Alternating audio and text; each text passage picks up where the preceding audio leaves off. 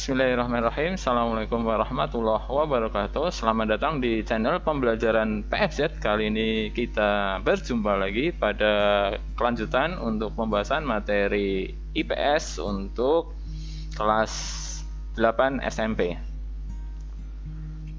Oke, pada kesempatan kali ini saya mau melanjutkan bahasan bab berikutnya, yaitu pada bab 2 pertemuan pertama, yaitu pengaruh interaksi sosial terhadap kehidupan sosial dan kebangsaan. Oke, untuk kesempatan kali ini sub bab apa saja yang akan kita bahas pada hari ini, yaitu yang pertama kita akan membahas tentang mobilitas sosial, yang kedua ada pluralitas masyarakat Indonesia, dan yang terakhir ada konflik dan integrasi dalam kehidupan sosial. Sedangkan untuk batasan materi bab 2 pada pertemuan pertama ini yang akan saya bahas adalah yang pertama itu pengertian mobilitas sosial, yang kedua bentuk-bentuk mobilitas sosial, yang ketiga faktor-faktor pendorong dan penghambat mobilitas sosial, 4 saluran-saluran mobilitas sosial, yang kelima dampak mobilitas sosial, 6 pluralitas, 7 konflik dan integrasi dalam kehidupan sosial. Perlu saya tekankan, yang berwarna hijau itu yang akan saya bahas pada pertemuan kali ini, sedangkan untuk yang berwarna biru itu akan kita bahas pada pertemuan berikutnya. Oke? Langsung saja kita melangkah ke pembahasan pengertian mobilitas sosial, yaitu mobilitas sosial adalah perpindahan posisi seseorang atau sekelompok dari sesuatu lapisan ke lapisan yang lain, atau seseorang yang berubah status sosialnya dari suatu lapisan ke lapisan lainnya, seperti status lebih tinggi ataupun lebih rendah dari sebelumnya, ataupun hanya berpindah peran tanpa ada perubahan kedudukan sama sekali. Sedangkan mobilitas menurut beberapa ahli ada yang pertama oleh Paul B. Horton, yaitu suatu gerak perpindahan dari satu kelas sosial ke kelas sosial lainnya. Tokoh berikutnya yaitu Kimball Young and Raymond Wibmack. Mobilitas sosial adalah suatu gerak dalam struktur sosial, yaitu pola-pola tertentu yang mengatur organisasi dalam kelompok. Sedangkan menurut H. Edward Ransford, mobilitas sosial adalah perpindahan status dalam stratifikasi sosial. Perpindahan tersebut dapat berpengaruh pada peran yang dimiliki. Bentuk-bentuk mobilitas sosial. Bentuk-bentuk mobilitas sosial ada beberapa macam. Yang pertama ada mobilitas vertikal, yaitu perpindahan seseorang atau kelompok dari kedudukan sosial ke kedudukan sosial lainnya yang tidak sederajat. Mobilitas ini dibagi menjadi dua. Yang pertama ada social climbing, yaitu berpindah ke tingkat yang lebih tinggi atau yang lebih baik dari sebelumnya. Sedangkan lawannya adalah social sinking, artinya berpindah ke tingkat yang lebih rendah atau yang lebih buruk dari kedudukan awalnya. Berikutnya ada mobilitas sosial horizontal, yaitu perpindahan status sosial seseorang atau sekelompok orang dalam lapisan sosial yang sama. Di sini tidak terjadi perubahan derajat kedudukan seseorang, jadi kedudukannya setara. Kita simak contoh untuk mobilitas sosial. Ya. Untuk social climbing itu ya. Jadi yang seorang pelajar dahulunya sekarang berubah menjadi seorang pekerja atau yang sudah bekerja. Sedangkan untuk social sinkingnya itu contoh ada karyawan yang ketahuan korupsi, yang kemudian dipecat dan akhirnya menjadi seorang pengangguran. Ya. Untuk contoh lainnya yang social climbing ini ya sangat mengharukan, contoh yang sangat inspiratif, yaitu adanya anak dari tukang becak yang berhasil kuliah S3 ke Inggris. Ya. Ini memperbaiki status sosial keluarganya. Ya, yang mana orang tuanya itu adalah tukang becak, sedang anaknya berhasil melanjutkan kuliah S3 ke Inggris. Berikutnya untuk yang mobilitas social sinking, contoh itu dari pekerja kantoran yang kena PHK, baik itu karena PHK massal akibat pandemi ini atau mungkin bangkrutnya satu perusahaan sehingga karyawan itu kena imbas, ataupun karena kinerjanya yang buruk dan tidak disiplin kemudian bisa di PHK. Itu contoh dari social sinking. Bentuk mobilitas sosial horizontal yang lainnya yang tidak mengalami perubahan, contoh adanya mutasi pegawai. Pada umumnya ini pegawai negeri ya, itu bisa dimutasi dengan jabatan yang sama namun kantor atau tempat wilayah kerjanya berbeda. Berikutnya contoh lagi ada pemain bola yang salah satu yang terkenal di akhir-akhir ini yaitu Messi yang dari Barcelona pindah ke PSG. Berikutnya bentuk-bentuk mobilitas sosial. Ya, ada mobilitas sosial lateral, yaitu perpindahan atau pergerakan penduduk dari satu wilayah ke wilayah lainnya. Mobilitas sosial lateral dibedakan menjadi dua, yaitu yang permanen, ya, perpindahan individu atau kelompok dari satu wilayah ke wilayah lainnya yang bersifat menetap. Ya, contoh ini adanya migrasi nasional ataupun migrasi internasional, seperti transmigrasi dan pindah ke negara lain menjadi warga negara lain tersebut. Itu contoh dari mobilitas sosial lateral yang bersifat permanen.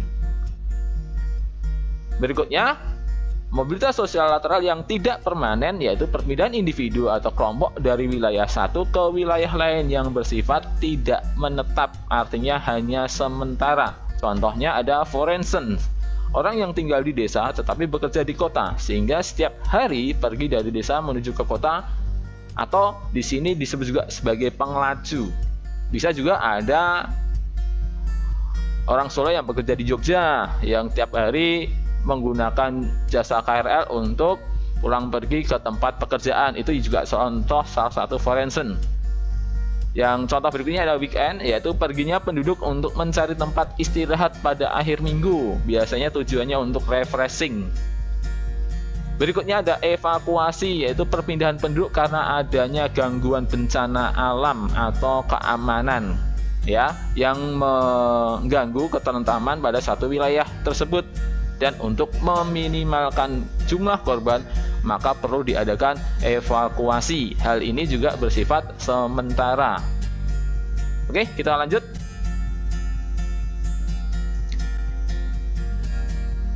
Berikutnya ada faktor pendorong dan penghambat dari mobilitas sosial. Ya, kita bahas satu persatu untuk faktor pendorongnya dahulu. Yang pertama, ada faktor struktural, yaitu struktur masyarakat Indonesia yang sangat terbuka.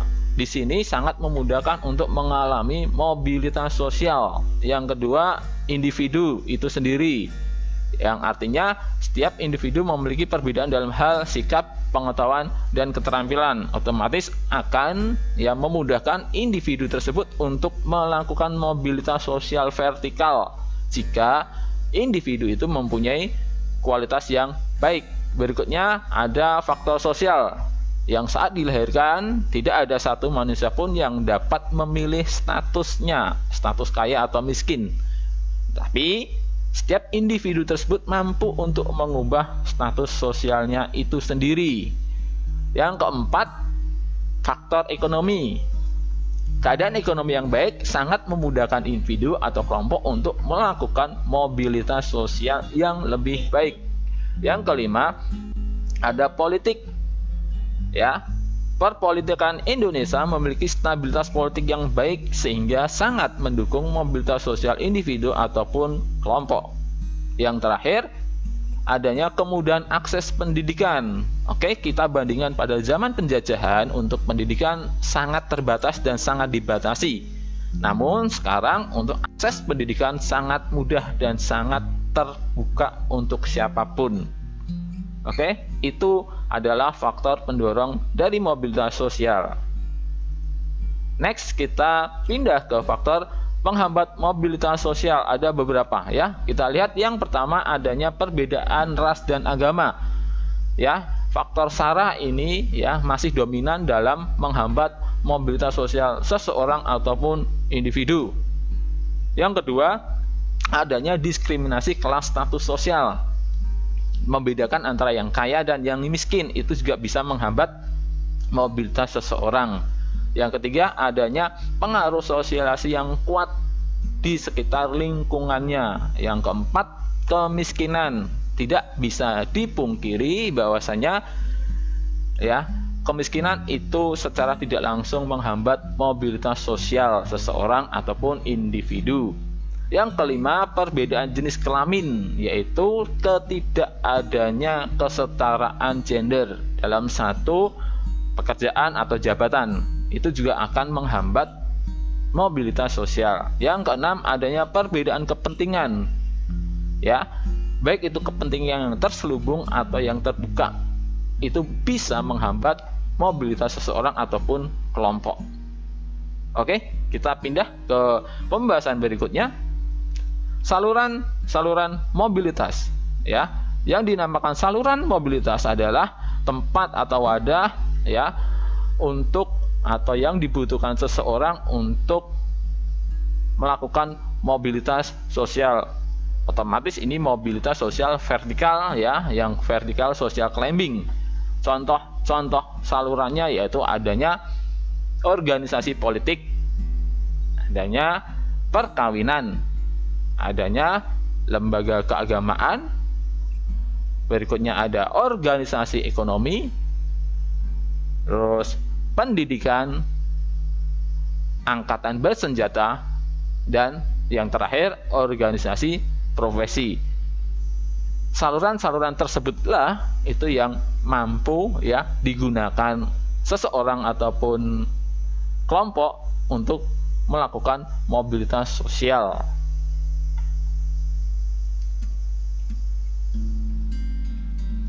Dampak dari mobilitas sosial ada dua ya. Kalau kita bahas dampak, biasanya ada dampak positif ataupun dampak negatif. Kita bahas yang positif, yaitu mendorong seseorang untuk lebih maju ya, lebih baik daripada sebelumnya.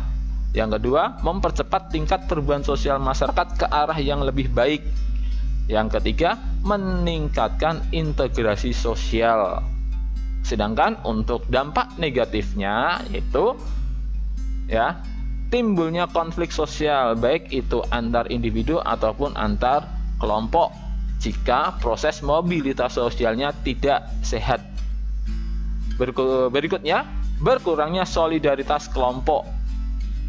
Ya, yang terakhir, timbulnya gangguan psikologis. Ini khusus bagi yang tidak kuat secara psikologisnya atau secara mentalnya menghadapi kenyataan di dalam bermasyarakat akan mobilitas sosial seseorang atau kelompok itu, ya. Oke. Itu dulu yang bisa saya bahas untuk pertemuan kali ini, ya. Semoga yang singkat ini bermanfaat ya untuk mempermudah proses pembelajaran kalian, ya. Sekian dulu dari saya Pak FZ, ya. Mohon maaf bila ada salah kata. Assalamualaikum warahmatullahi wabarakatuh.